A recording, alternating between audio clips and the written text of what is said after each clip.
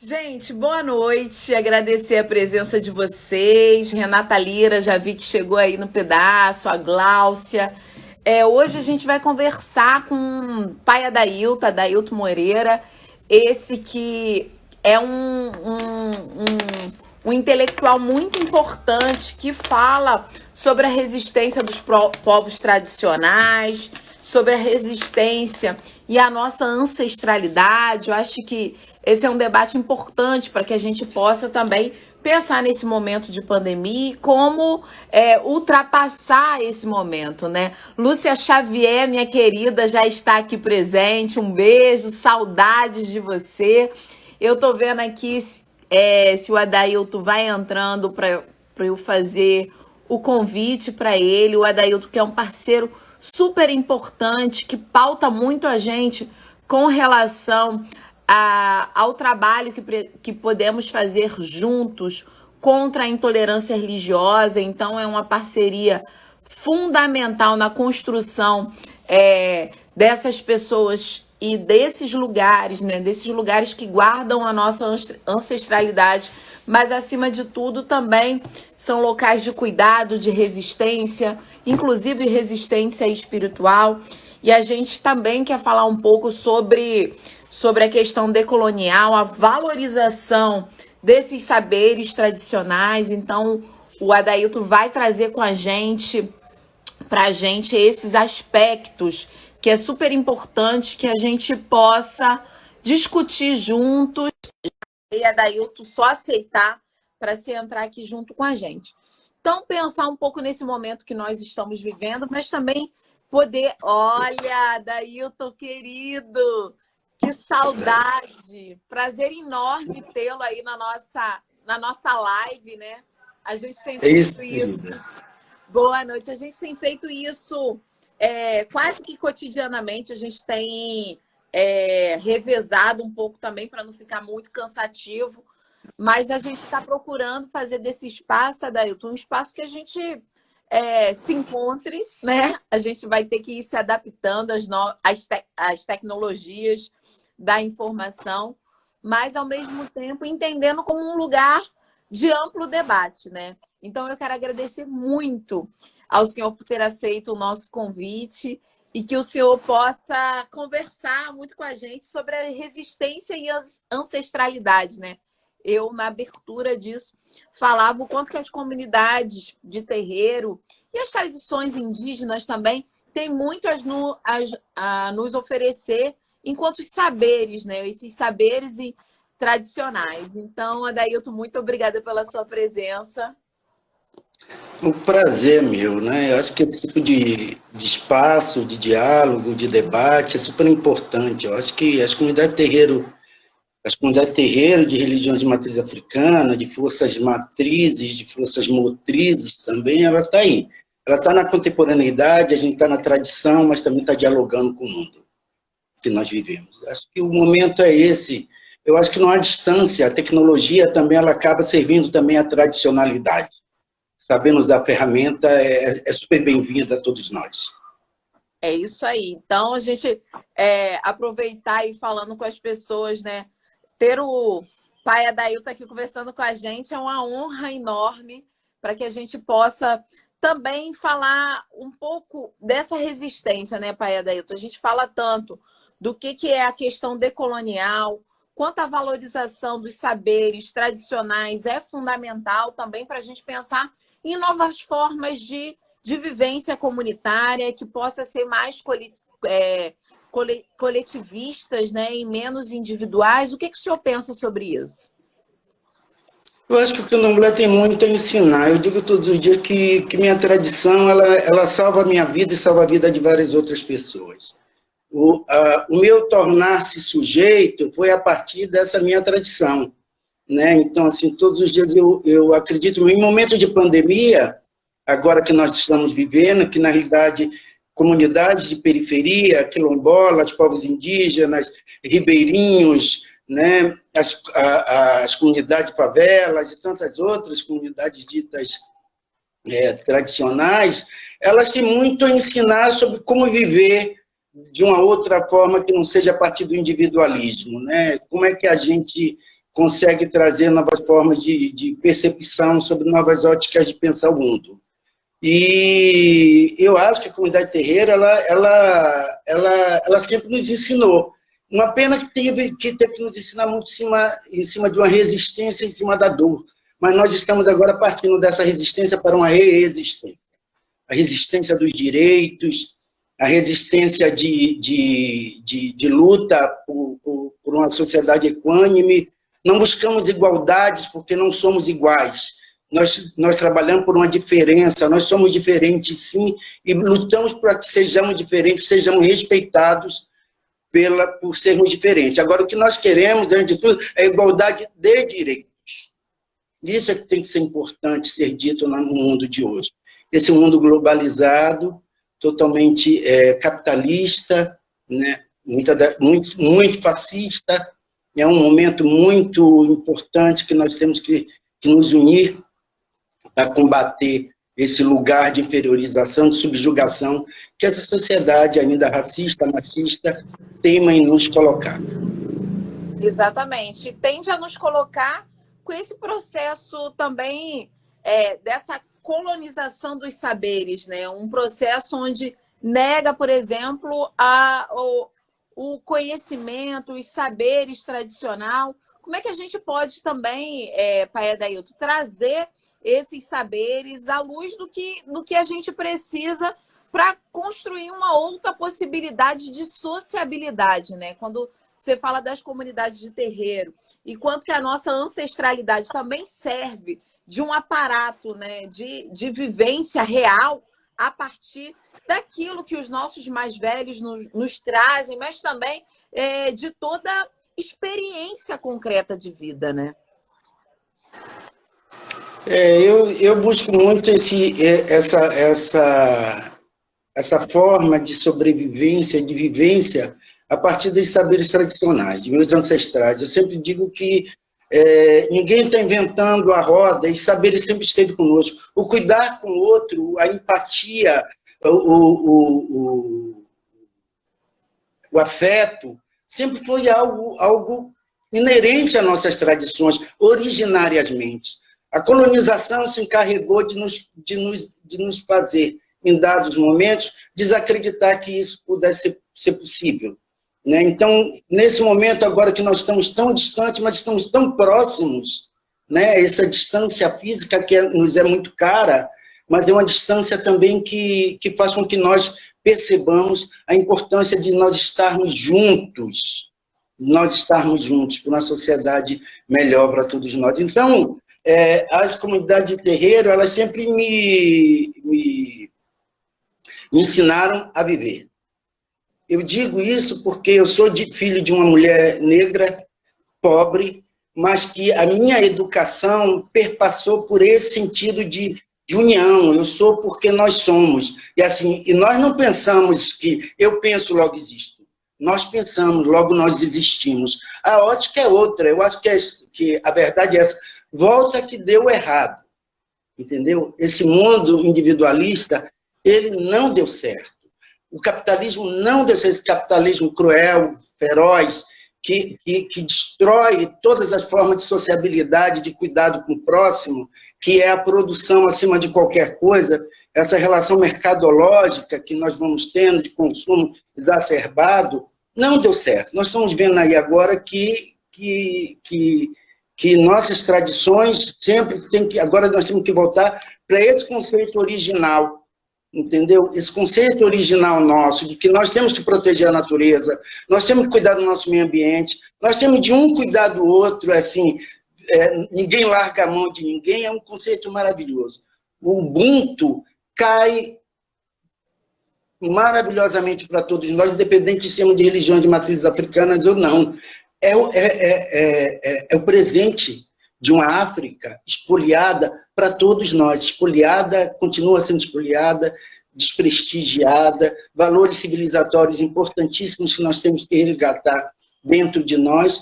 E é isso. Então, assim, eu sou o reflexo de uma sociedade negra, de matrizes africanas, que vem dando certo porque eu tive essas pessoas mais velhas, meus ancestrais, a me criar, que me criou até hoje. Exatamente, estou vendo que está entrando aqui, Pai Adailton, Fernando Souza, que traz com o seu debate cinematográfico e documentando toda a comunidade terreiro, e isso é importante também, falando dos povos tradicionais.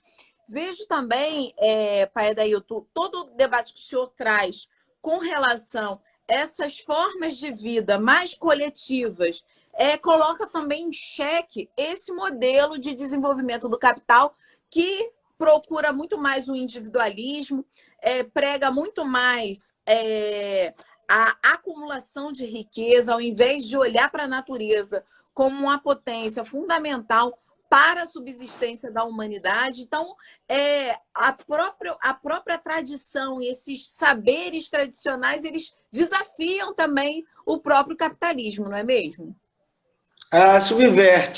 Subverte lógicas, subverte racionalismo, subverte individualismo, subverte um status quo que está aí há tanto tempo, né? Está aí há tanto tempo que não é mais possível que nós vivamos assim.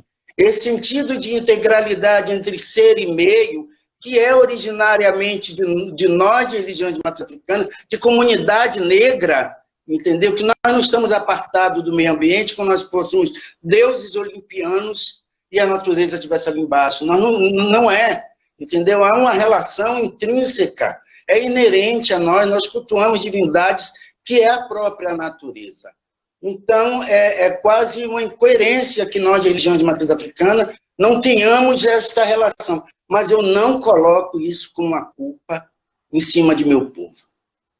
Eu coloco isso em cima daqueles que se privilegiaram desse distanciamento colocado em nós enquanto mecanismo de esvaziamento, de negação de valores, entendeu? De inferiorização de nossos projetos, nossos processos de vida e de criação de cuidado com o outro.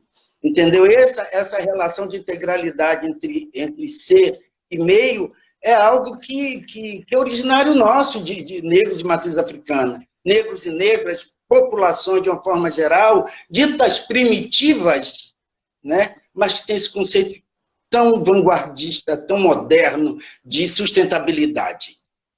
Exatamente. E é importante o senhor trazer isso, porque quando a gente olha para esse capital que nega o meio, né, que é quase que se tudo que fosse construído pela humanidade fosse empacotado,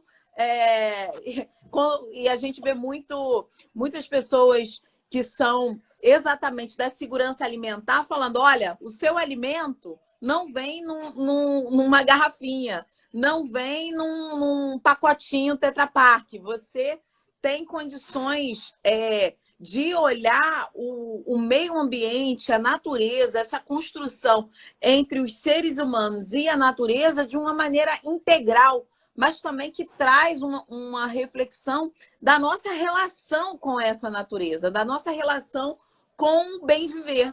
E aí, Pai Adailton, muito importante, porque nesse momento de pandemia, onde a gente está vendo, por exemplo, a questão da água como algo fundamental, por exemplo, para que a gente possa higienizar as nossas mãos. Então, órgãos como a Organização Mundial da Saúde, outros órgãos importantes de saúde pública, indicando aí que se lave as mãos, indicando que as pessoas fiquem em quarentena, que fiquem em isolamento social, nessa sociedade que se construiu apartada da natureza, que se construiu apartada dos valores tradicionais, por exemplo, nega, por exemplo, a realidade de muita gente que não tem acesso à água, porque a água foi mercantilizada, a água virou um negócio, e o quanto que a gente precisa retomar essa essencialidade da água nesse momento.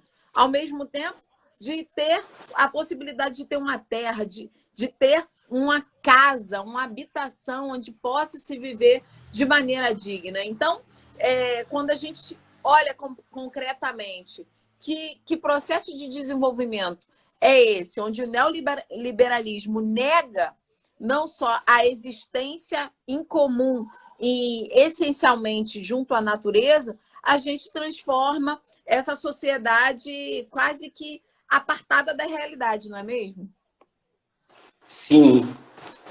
Virou um produto tudo vira um grande produto. Na realidade, as comunidades que têm essa preocupação de preservação, de manutenção de seus saberes, de seus recursos naturais, de uma forma pensando que não é infinita, mas finito se você não cuida dele, é quem está sendo apartado, negligenciado o acesso a esses bens comuns, né?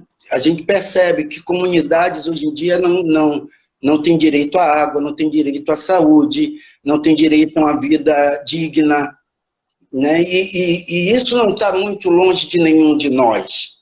Eu moro na periferia de Nova Iguaçu, em Miguel Couto, que hoje eu vejo como que o recurso hídrico ele não é o que deveria ser, enquanto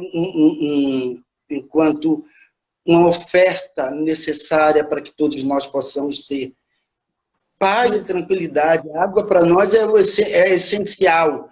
Nosso corpo é majoritariamente composto de água. A gente tem um dizer no candomblé que Cosi Ewe, Cosi Orixá. Minha mãe dizia assim, Ewe Cosi, Omin Cosi, Orixá Cosi. Se não há folha, não há água, não há orixá. Então, nós temos que ser os primeiros a defender esse acesso igualitário de direito a essa água. Entendeu? A gente não pode permitir que haja uma privatização de algo que a nós é tão caro de querência, de algo que pertence a gente quanto algo que é amoroso, né? Mas algo que também é caro porque é um produto que é negligenciado essa população. Exatamente. E como resolver? Né? Como resolver? Né? Hoje em dia a gente fica observando nessas campanhas pela pandemia essa relação tão distante, como essa mensagem é distante da nossa realidade. Peça em delivery. Para quem? Para quem que está falando delivery? Para quem que está dizendo entre na Caixa, no site da Caixa? Para que população é essa que você está pedindo que entre no site da Caixa Econômica? Entre no aplicativo da Receita Federal. Para quem o acesso à informação, a essa tecnologia, entendeu? Elitista, não atinge a todos nós. A educação não atinge, a educação de boa qualidade não atinge a minha população. E essa população ela tem cor, ela tem gênero, ela é preta, majoritariamente, ela é de pessoas negras, sim, e pobres, e de uma classe social muito específica. Entendeu? Então, é uma mensagem que é um emissor que não tem receptor, porque não é a nossa cara, não está dialogando conosco. Entendeu? Exatamente. Sistema Único de Saúde, que tanto nós, é o melhor plano de saúde que possa existir no mundo, é o SUS. E foi sucateado, precarizado. Eu acho que todos nós, enquanto brasileiros, deveríamos defender cada dia mais o Sistema Único de Saúde, com cada medida absurda de privatização, de mercantilização, de algo que deveria ser. O acesso à saúde é o bem comum, a educação. Uma educação específica, uma educação diferenciada, assim, porque as educações são diversas, como você mesmo falou. A minha forma de educar é uma, a minha linguagem, minha cosmovisão do meu mundo de terreiro de matriz africana é outra educação. Então, eu preciso que as pessoas comecem a lidar com as nossas diferenças nesse Brasil tão diferente, um país podre de rico, mas também rico de podres. Essa é uma verdade. É verdade. E quando a gente olha assim, quando você traz desde o que é o ser e estar em comunidade, se entendendo como comum unidade, né? Como é que isso é importante para que a gente possa afastar um individualismo que não só vê a produção de riqueza para aqueles que já têm riquezas, para aqueles que já dominam o capital econômico e político, e aí é importante a gente falar de onde vêm essas definições políticas que definem quem é que vai viver e quem é que vai morrer na nossa sociedade. que define qual é a lógica, por exemplo, de sucateamento do SUS, quando a maior parte da nossa população, cerca de 80%, depende exclusivamente do Sistema Único de Saúde. E é exatamente isso que o senhor falou. A gente sabe qual é a cor da pobreza, a gente sabe qual é o sexo da pobreza, a gente sabe. Então, a pobreza ela tem gênero, raça e local.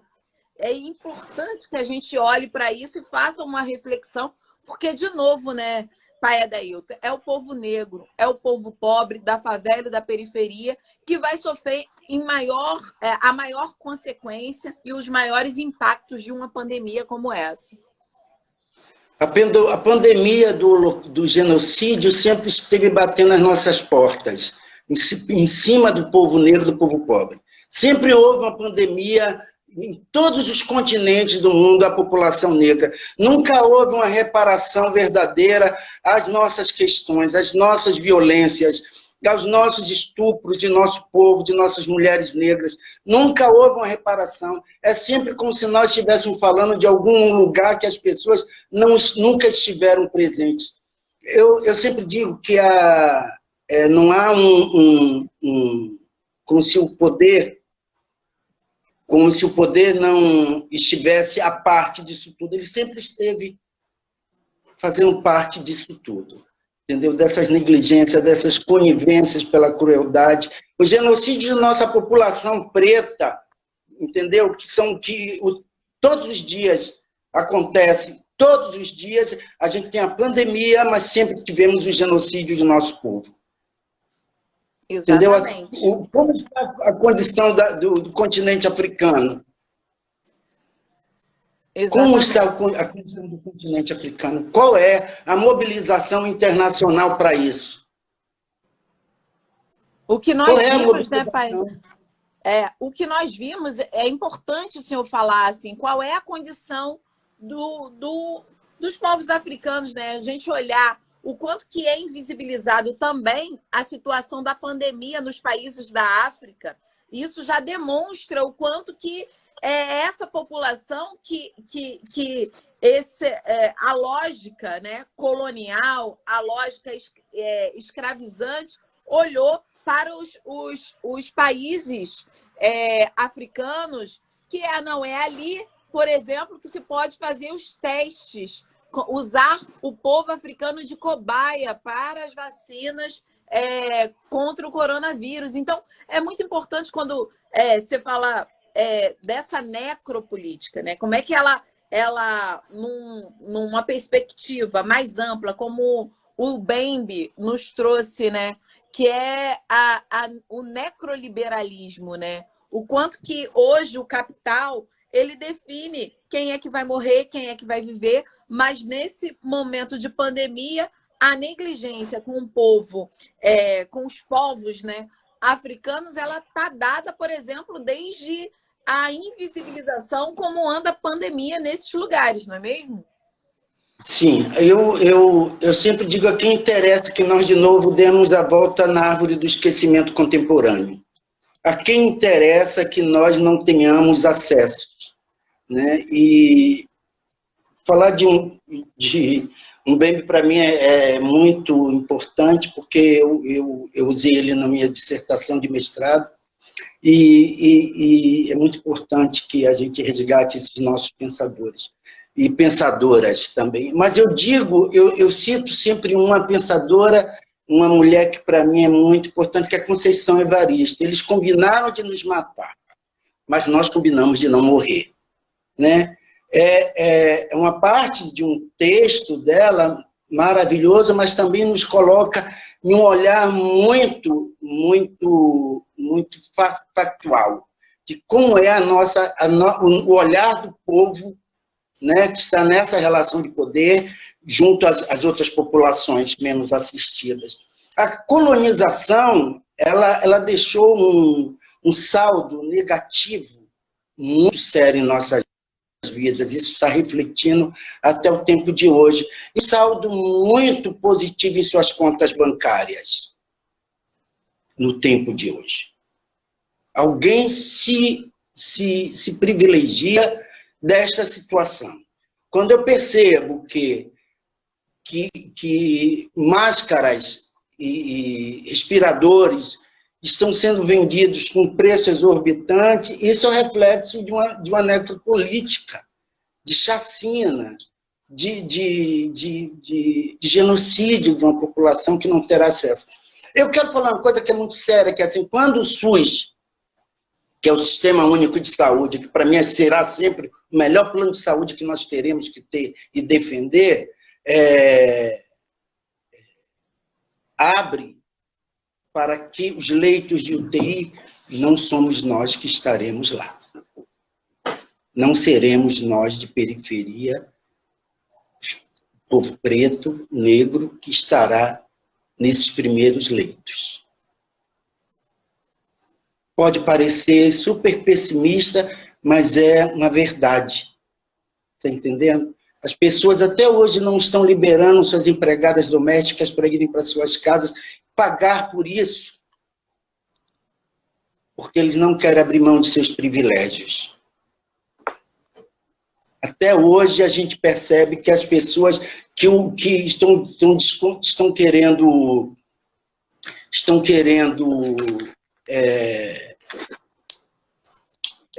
trabalhar com a questão da pandemia, relativizando as nossas dores. Isso é muito sério. Isso é muito sério.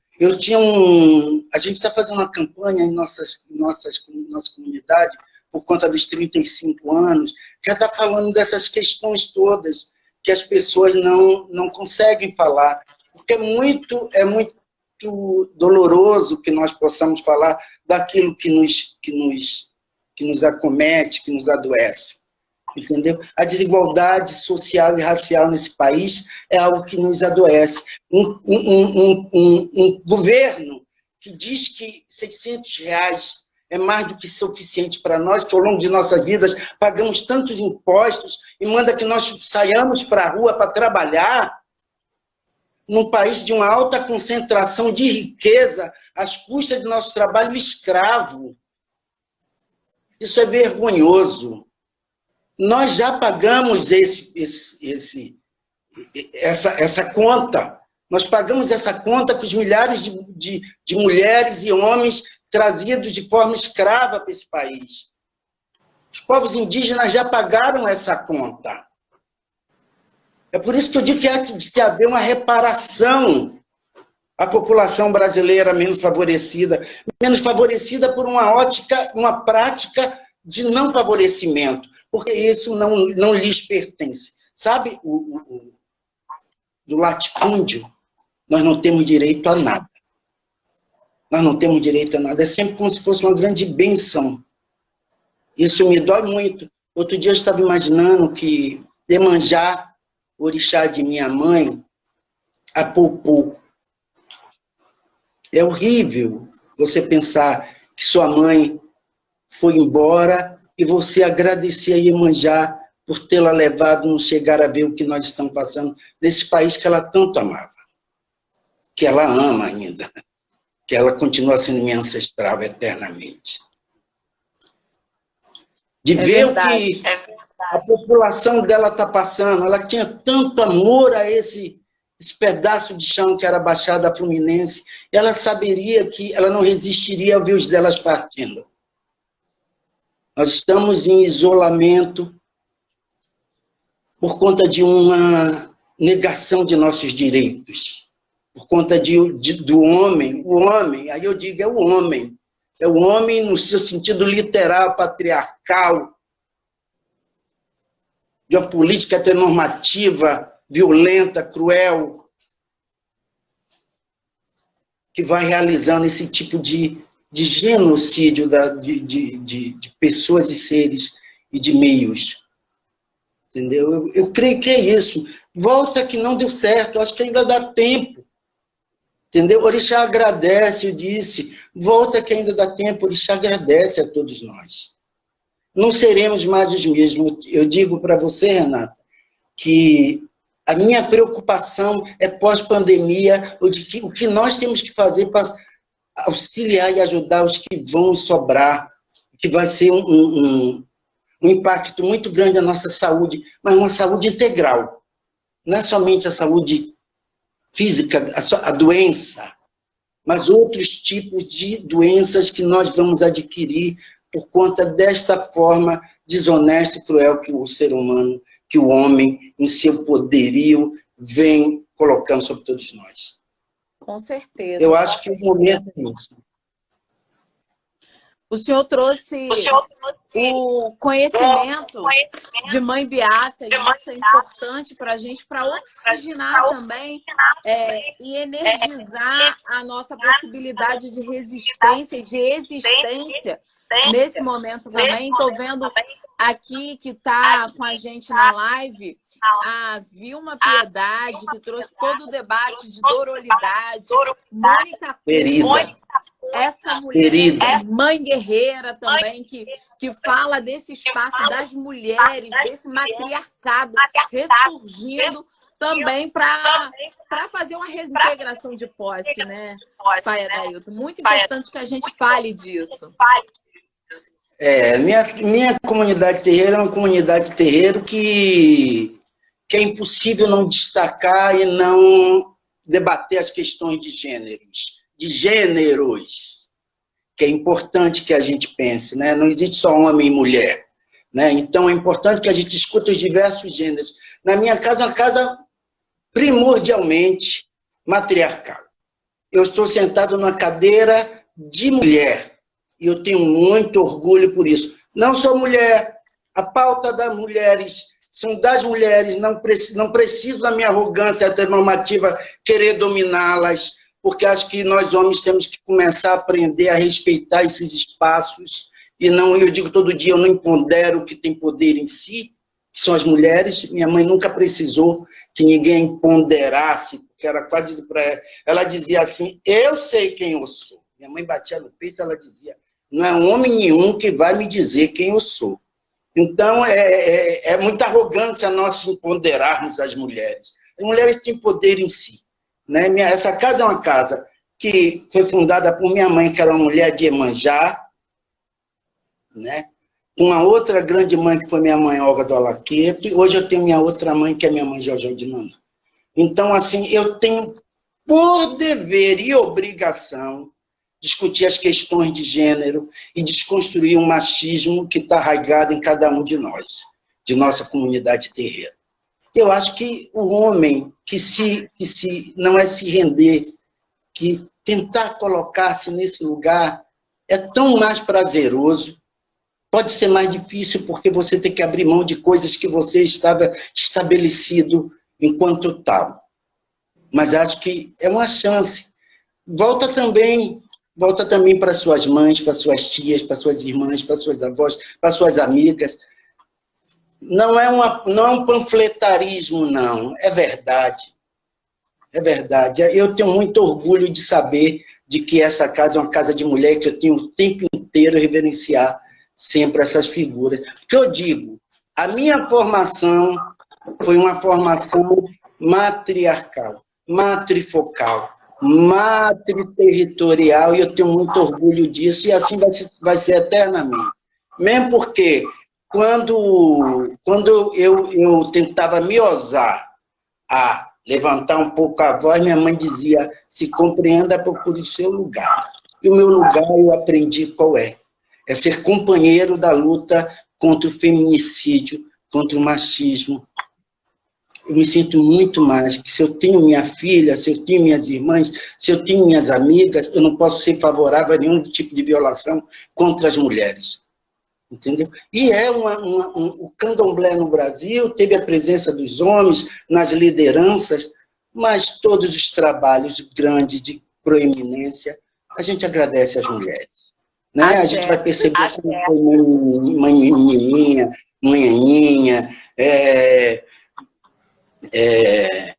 mãe Nitinha, mãe Beata, mãe Olga do Alaqueiro, tiveram homens proeminentes, mas a gente tem que começar a dizer também de quem são essas mulheres, quem são e quem foram, e quem é eternamente essas mulheres nas nossas vidas, na manutenção de uma identidade e um projeto civilizatório feminino para todos nós.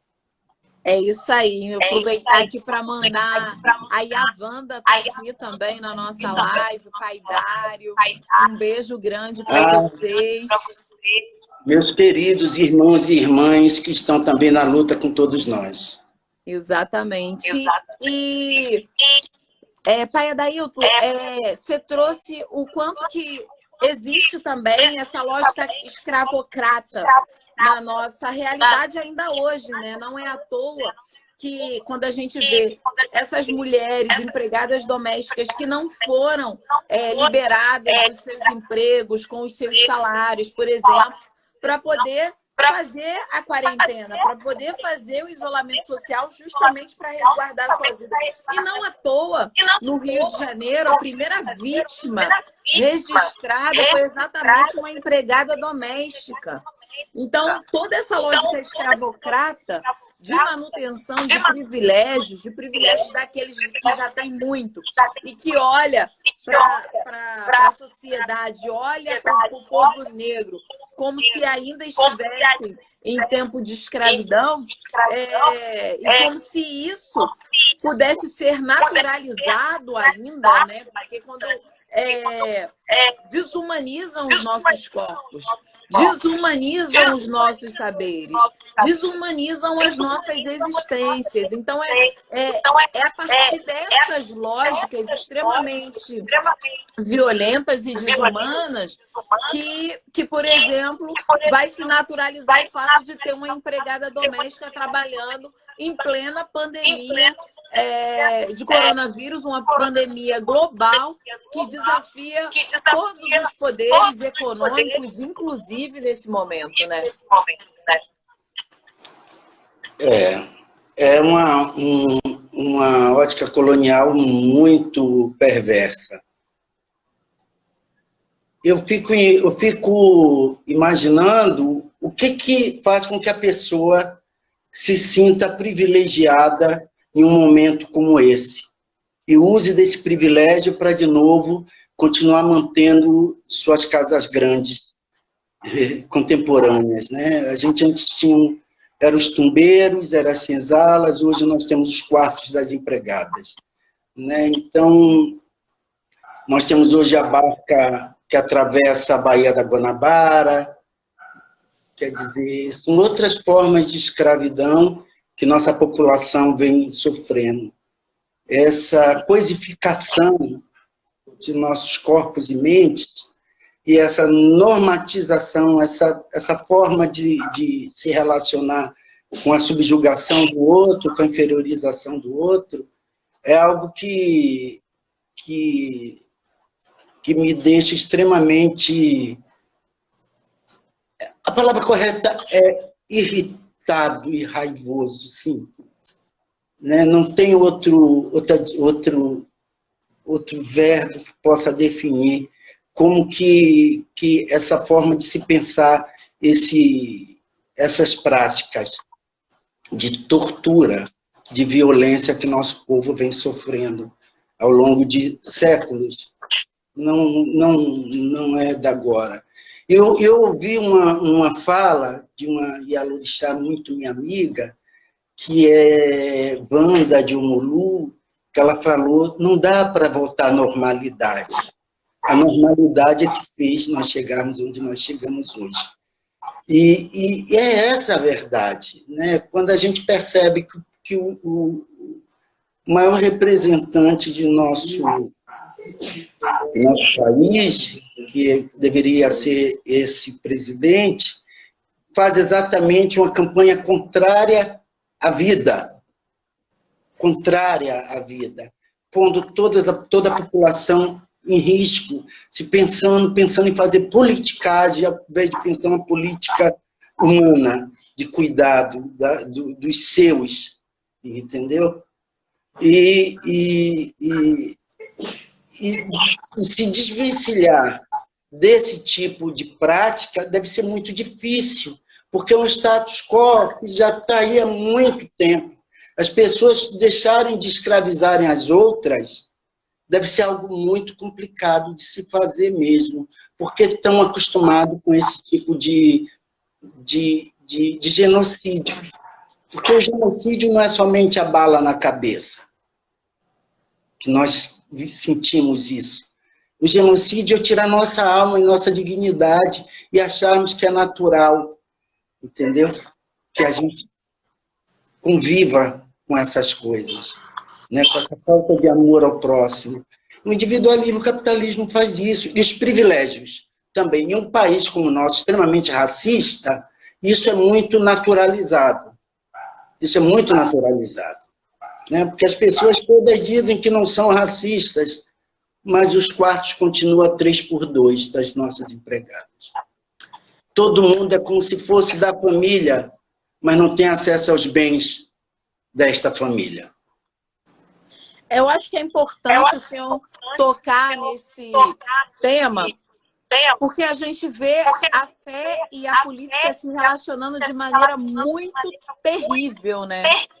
A gente vê, por exemplo, mercadores da fé utilizando do seu lugar na política justamente para pregar o ódio, para pregar a intolerância e nesse momento de pandemia, para rearticular uma construção discursiva que negue a possibilidade real do coronavírus matar.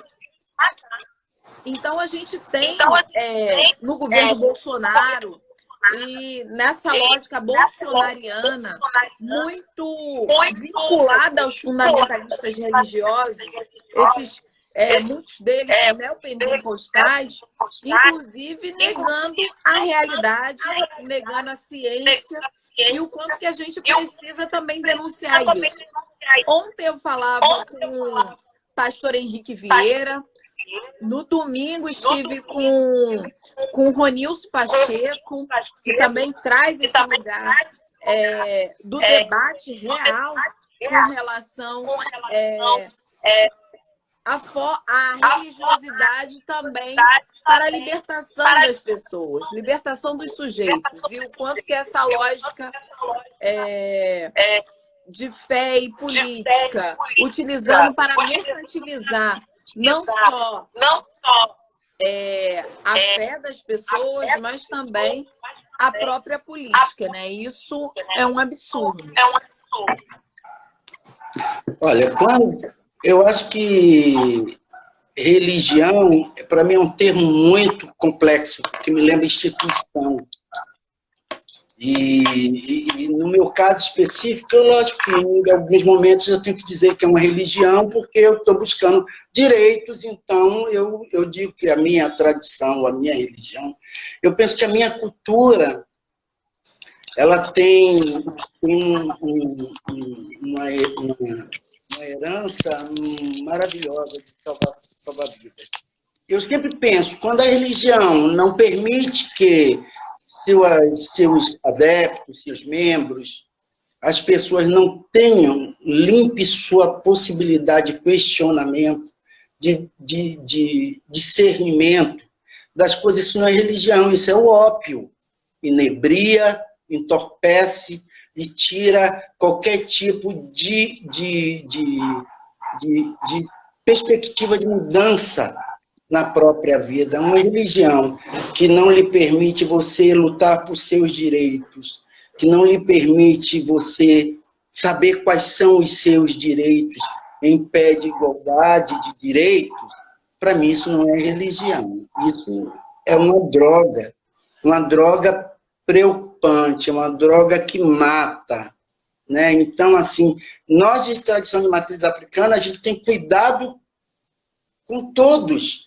Não há como eu dizer para os filhos da minha casa de que eles teriam que ir trabalhar porque ouvir aqui na minha comunidade para louvar os seus orixás e se contaminar. Isso está à parte do que seja o nosso sagrado, a nossa relação com nossos ancestrais. Meus ancestrais não querem que meus filhos e minhas filhas se contaminem de Covid-19. Eu não posso acreditar que nós iremos pôr a cabeça aos pés dos nossos orixás, mais de 20, 30 pessoas, e que meus orixás, meus ancestrais, concordariam com isso. Está além, é uma pandemia. É só nós pensarmos que Foi cancelada uma Olimpíada. O mercado abrir mão desse tipo de retorno financeiro. Então, é sério. Cancelaram não sei quantos torneios de futebol no mundo inteiro. Então, por Olorum, vamos ficar em nossas casas, não há dinheiro que pague a vida. É o nosso dom maior, é a nossa saúde. Orixá é natureza, orixá é saúde. Mãe Carmen do Gantuá falou isso. Orixá é natureza. E eu sempre digo, orixá é saúde. Nossos ancestrais querem que nós estejamos bem. Eu digo todos os dias, eu quero estar bem, porque quando passar isso, eu quero poder estar de mãos dadas com os meus e levantar aqueles que se alquebraram. Porque eu tenho essa responsabilidade com os meus. Lógico que muitos deles terão que ir trabalhar.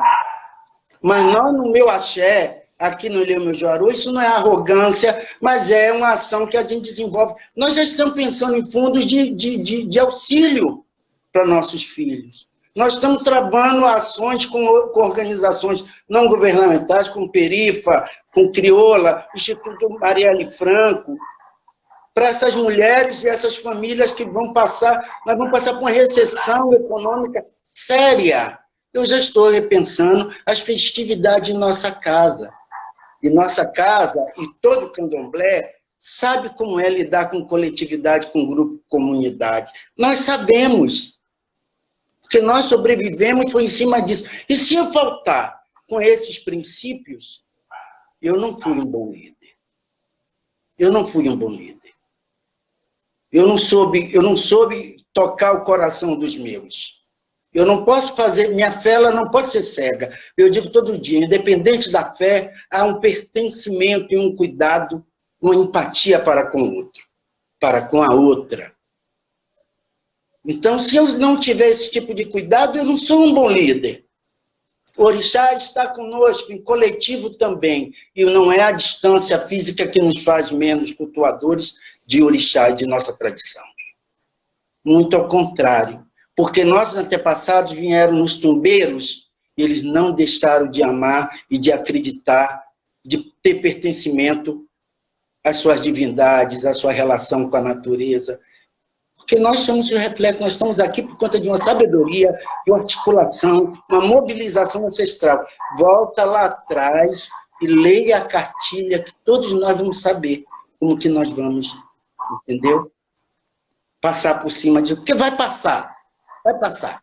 Nós somos um povo independente de sermos de tradição de matriz africana. O mundo vai passar. Agora o mundo tem que aprender a lição. O mundo tem que aprender a lição. Não há mais espaço para arrogância, soberba, ostentação, consumismo exacerbado. Não há mais espaço para isso. A gente tem que estar aqui, ó. Quando um cai, o outro levanta, dá a mão. Não tem Majeje, não tem Angola, não tem Umbanda, não tem Molocô, não tem Angola, não tem Terreiro de Mina, não tem Jurema Sagrada. Todos nós somos pessoas, filhos de Olorum, de Deus, como queira chamar, ou também na concepção de outros. Pode ser uma deusa. A gente tem que ter isso dentro de nós. Que esse é o papel de nós enquanto pessoas de tradição de matrizes africanas. E os que não são também, que os povos indígenas sempre souberam como sobreviver, né? É isso. Pai Adailto, você traz... Eu coloquei o microfone porque as pessoas estavam falando que a minha voz estava replicando. Vocês estão conseguindo me ouvir? Me ajude aí para eu saber. Pai Adailto, Pai Mauro também tem falado muito sobre isso, né? Inclusive, ele é enfermeiro, sabe bem do quanto que um coronavírus é extremamente fatal. E nesse momento a gente precisa, inclusive, ter essa sensatez que o senhor, assim como outros líderes religiosos que querem cuidar das pessoas que remetem a vocês uma referência que é super importante, isso é fundamental. Então, muito obrigada pela sua sensatez, pela fala tão contundente e importante que a gente precisa ter nesse momento de coronavírus. E, infelizmente, a nossa live já vai terminando, porque a gente começou às 19h30. Como o meu Instagram ainda não é totalmente bombado, ele acaba com 1 hora de live. Então, gente, daí curte a nossa live, convida os amigos para olhar. Eu vou salvar essa aula que o pai Adail acabou de nos dar. Então, vai estar em outras plataformas para vocês. Então, pai, queria que você fosse se despedindo, já agradecendo a sua participação e o fato do senhor ter aceito o nosso convite. Olha, foi um prazer inenarrável.